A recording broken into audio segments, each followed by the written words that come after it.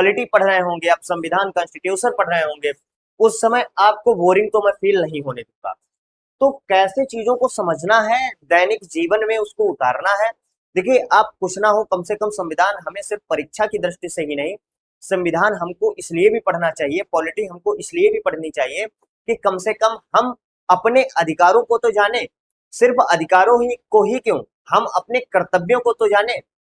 तो हमको मतलब सिर्फ और सिर्फ एक नौकरी के लिए नहीं पढ़ना चाहिए, हमको शिक्षित होना जरूरी है एक अच्छे समाज के लिए, और अपने देश की, अपने समाज की, अपने जो है गांव की, अपने पर्यावरण की उन्नति के लिए।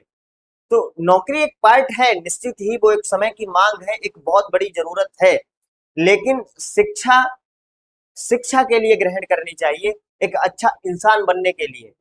उसमें सिर्फ हम अधिकारों की ही बात क्यों करें।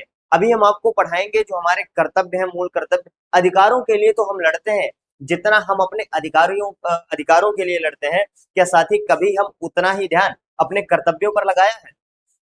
क्या इस बात पर कभी विचार किया? और अगर नहीं किया है तो हम ही, आप ही इस देश की वो पीढ़ी है जो इस देश को या तो ऊपर लेकर के जाए या फिर बिल्कुल जमीन में मिला दे। तो साथ ही हमें अपने अधिकारों के साथ साथ अपने कर्तव्यों को भी जानना होगा।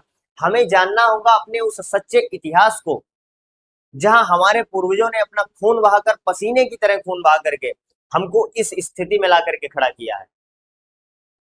तो शिक्षा कभी भी एक सिर्फ नौकरी के लिए उसको मत मतलब पढ़िए, उसको इसलिए भी पढ़िए ताकि एक आप अच्छे इंसान बन सके।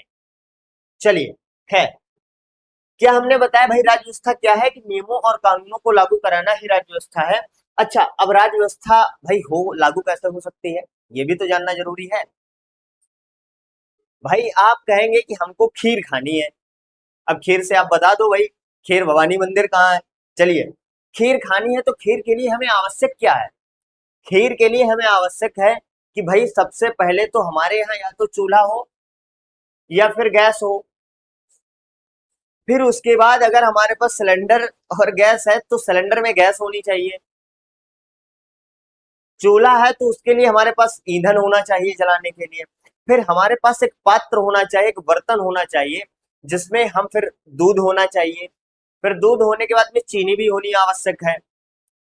फिर उसमें आवश्यक है हमको क्या, चावल। मतलब इतनी चीजें तो चाहिए। फिर तो आप खीर में जो भी डाल दें, काजू बादाम जो भी, जितना जो कुछ डालना चाहे डाल दें, लेकिन मेजर क्या, मिनिमम रिक्वायरमेंट क्या है कि भाई हमारे पास ईंधन होना चाहिए आग जलाने के लिए, हमारे पास एक बर्तन होना चाहिए, दूध